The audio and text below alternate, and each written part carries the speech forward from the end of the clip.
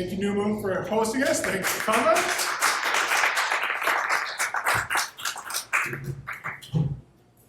And so my name is Tom Cannon.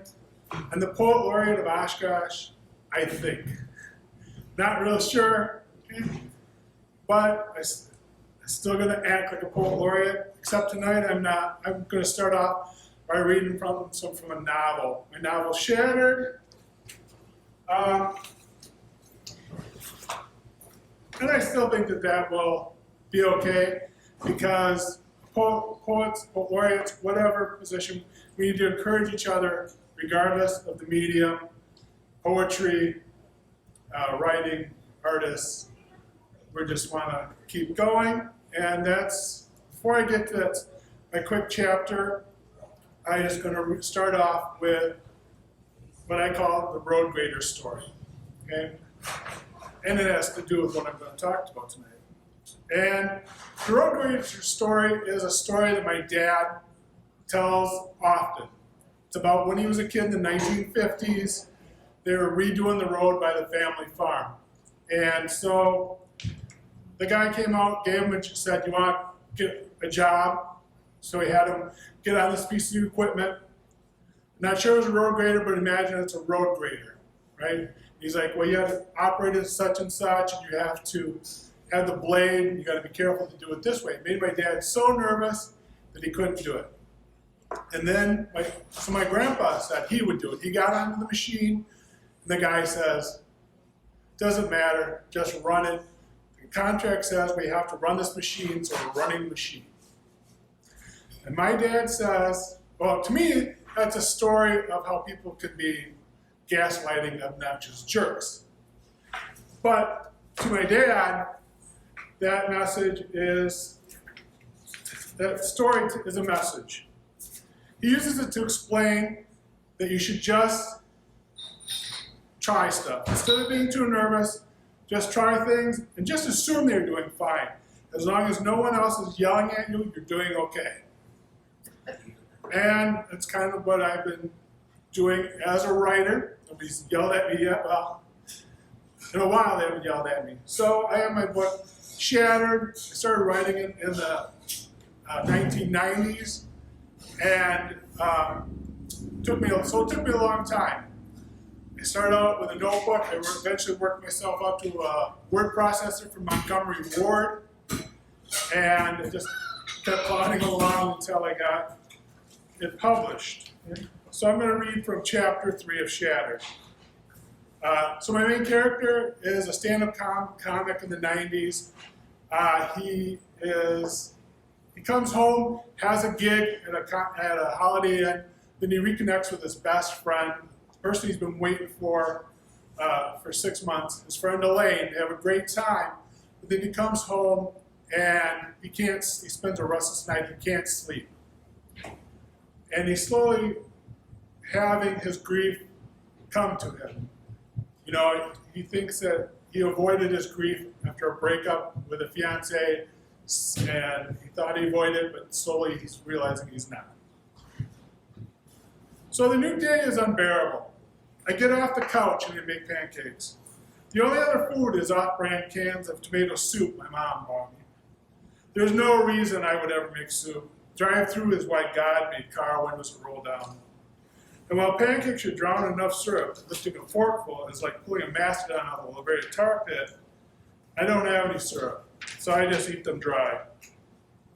Something in me is pleased my food is dry and tasteless. That same desire to suffer also wants to ignore the great time I had with Elaine last night. Think about how she's going to marry Dan. They've been together for a long time, but he is not the right choice for her. Some mistakes are mistakes, but some mistakes are fate. Mine, for example. To ignore this troublesome fact, I go to my steel-packed suitcase, transfer jeans, socks, and a t-shirt into my duffel bag. Then I change into a pair of jean shorts and a tank top. Over the tank top, I pull on by the way, that's jean shorts, it's the 90s. These not real cool. Over the tank top, I put on my button-down shirt. The second shirt is a drape to cover my fat. I complete my look with aviators and a cigarette on my way to my car. If only I was somebody else, I would be cool. And then just a little bit later, just before he gets to Duluth to visit his family, I pull over at the rest area in the crest of Thompson Hill. After enduring the reeking bathrooms, I go to the overlook and take in Duluth and Superior with a harbor between them and the lake beyond. We think we are hardy up here because of Lake Superior, but living in the sister cities is like living in any other small city in the Midwest. The special thing is to be up here and look out over the waters and the cities and the surrounding trees. My mom expects me, but I linger, looking at the cities. The buildings and the factories with their smokestacks are oppressive, and the subdivisions keep pushing outward, but the ground and the trees put up a fight. Lake Superior stops the human intrusion, and if nature is worried, she doesn't show it. All those lives going on down there, each person believing their life is special. Some feel blessed by God, some are sure they are cursed. All those people concentrating on what they have and what they do, or whether they are blessed or cursed, it is all indistinguishable from up here. From here, a good life and a bad life look the same. And that's Mikey. He's not a happy camper, if you hadn't guessed. Home tonight, and we can call it. Youth is a barefoot girl. Youth is a barefoot girl in a sundress, running on a hardwood floor. It's a boy with glasses and a funny hat. Time is beautiful when you're young, causing you to fall in love with it. It excites yourselves. Your face shows your infatuation. Youth exists only because time does, providing energy like a pantograph. Without it, there would be no innocence. There'd be no remembering, innocence second cousin. We might be tempted to experience life all at once, and 22 years old would last a lifetime. You wouldn't be wise enough to appreciate the full flush of life's newness. We'd have too many highs, too shallow lows to allow the satisfaction of frown lines. It would give us tepid days, making the sun the color of mud.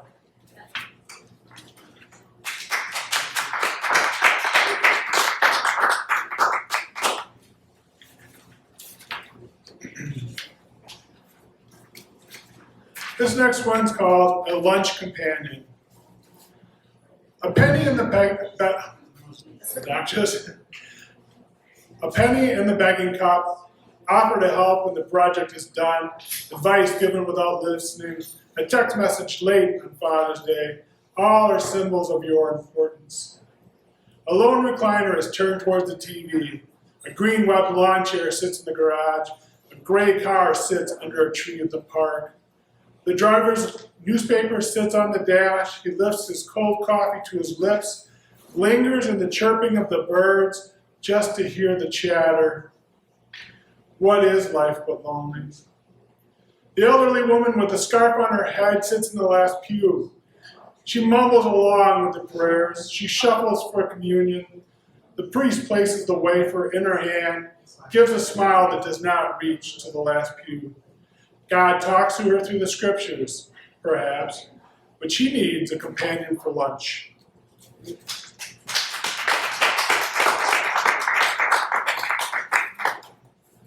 Next one is swimming hole. They came to swim today off the dock in the pond. The pond was empty, but they didn't seem to notice. I had pumped the water away, thinking they wanted a giant pool. The winterized boat sat tilted on its side in the sand. Putting my feelings in the top drawer of the dresser that sits in the hall, I stepped out of the warmth of the house. Closing my eyes, I walked up to my ankles in the silty mud. We talked of fishing as they stood on the shore.